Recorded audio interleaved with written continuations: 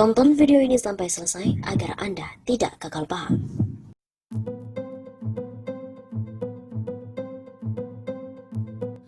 Utang Indonesia nyaris 6.000 triliun rupiah.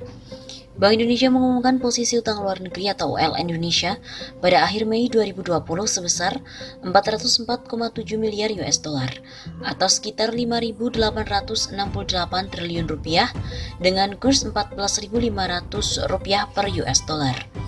Direktur Eksekutif Departemen Kepala Komunikasi Bank Indonesia Oni Wijanarko mengatakan bahwa posisi ULN tersebut tetap terkendali dengan struktur yang sehat. Utang tersebut terdiri dari ULN sektor publik, pemerintah dan bank sentral sebesar 194,9 miliar US dollar dan ULN sektor swasta termasuk BUMN sebesar 209,9 miliar US dollar. Jelas Oni dalam keterangan resmi pada hari Jumat 17 Juli. Dia juga mengatakan ULN Indonesia tersebut tumbuh 4,8% secara tahunan atau year on year, lebih tinggi dibandingkan dengan pertumbuhan pada April 2020 sebesar 2,9% secara tahunan. Perkembangan ULN tersebut dipengaruhi oleh transaksi penarikan neto ULN, baik utang luar negeri pemerintah maupun swasta. Selain itu, penguatan nilai tukar rupiah terhadap dolar Amerika Serikat juga berkontribusi pada peningkatan utang luar negeri berdenominasi rupiah. Begitu tambah Oni. Oni juga menjelaskan bahwa utang luar negeri pemerintah meningkat dibandingkan bulan sebelumnya dengan posisi utang luar negeri pemerintah pada akhir Mei 2020 tercatat sebesar 192,1 miliar US dollar atau tumbuh 3,1% secara tahunan. Dia juga menambahkan bahwa perkembangan tersebut terutama dipengaruhi oleh arus modal masuk pada pasar surat berharga negara atau SPN seiring dengan meredanya ketidakpastian pasar keuangan global dan tingginya daya tarik aset keuangan domestik, serta terjaganya kepercayaan investor asing terhadap prospek ekonomi di Indonesia. Sentimen positif ini membawa pengaruh pada turunnya tingkat imbal hasil SBN, sehingga biaya utang pemerintah dapat ditekan.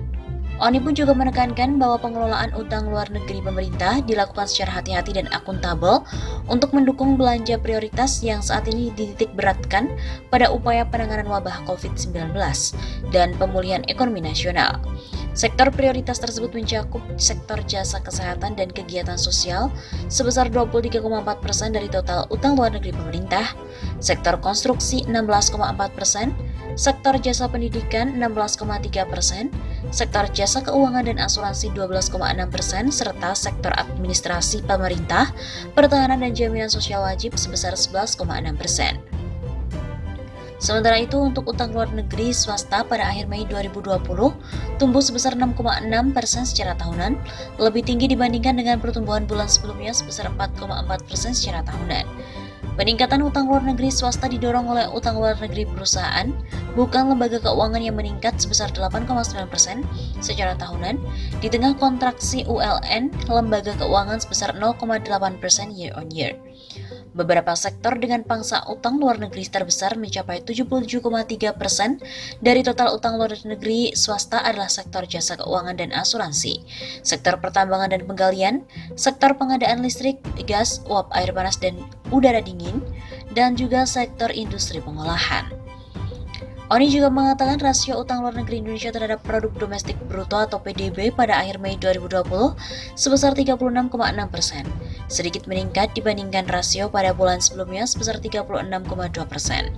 Meskipun meningkat, struktur utang luar negeri Indonesia tetap didominasi oleh utang luar negeri berjangka panjang dengan pangsa 89% dari total utang luar negeri. Sebelumnya pernah diberitakan Bank Indonesia mencatat utang luar negeri Indonesia atau ULN pada Februari 2020 dengan posisi 407,5 miliar US dollar.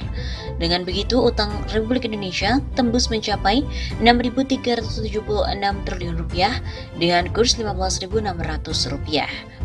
Utang sebesar 6.376 triliun itu terdiri dari utang luar negeri sektor publik, yaitu pemerintah dan bank sentral sebesar 203,3 miliar dolar US dollar dan utang luar negeri sektor swasta termasuk BUMN sebesar 204,2 miliar US dollar.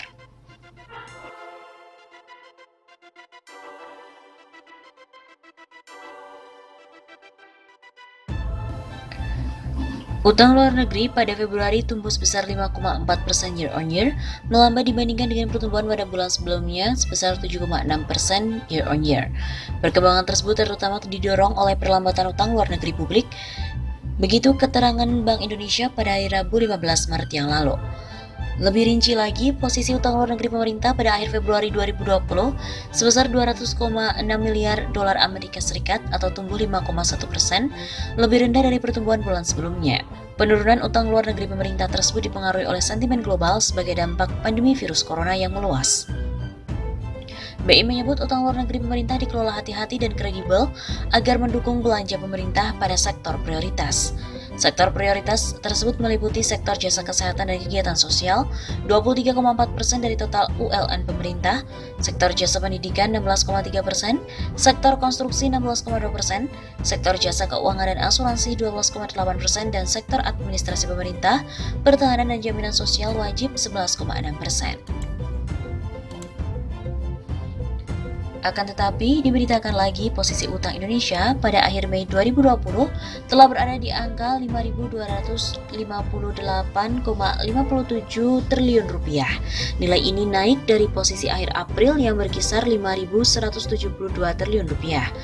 Rasio utang per akhir Mei 2020 naik di angka 32,09% dari PDB dari bulan sebelumnya di angka 31,78%. Adapun komposisi utang luar negeri pada Mei 2020 terdiri dari 4.442 triliun rupiah surat berharga negara dan 815 triliun rupiah dari pinjaman.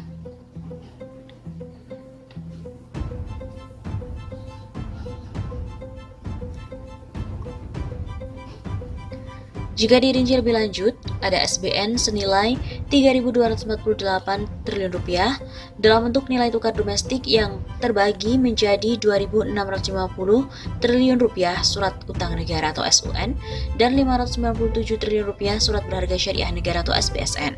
Lalu 1.194 triliun rupiah berdenominasi falas dengan pembagian 970 triliun SUN dan 223 triliun rupiah SBSN.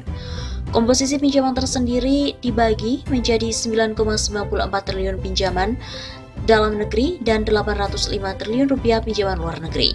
Pinjaman luar negeri pun terdiri dari 316 triliun rupiah bilateral, 446 triliun rupiah multilateral, dan 42,35 triliun rupiah dari bank komersial.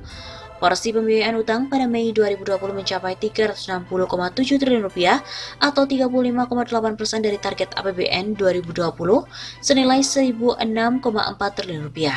Rinciannya SBN itu mencapai 369 triliun rupiah atau 67,1% dari target 999,4 triliun rupiah dan tumbuh 98% dari tahun sebelumnya.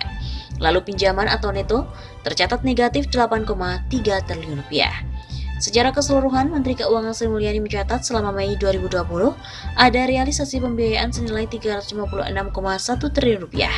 Nilai itu setara 41,7% dari target APBN 2020 sesuai dengan Peraturan Presiden Nomor 54 Tahun 2020 senilai 852,9 triliun rupiah.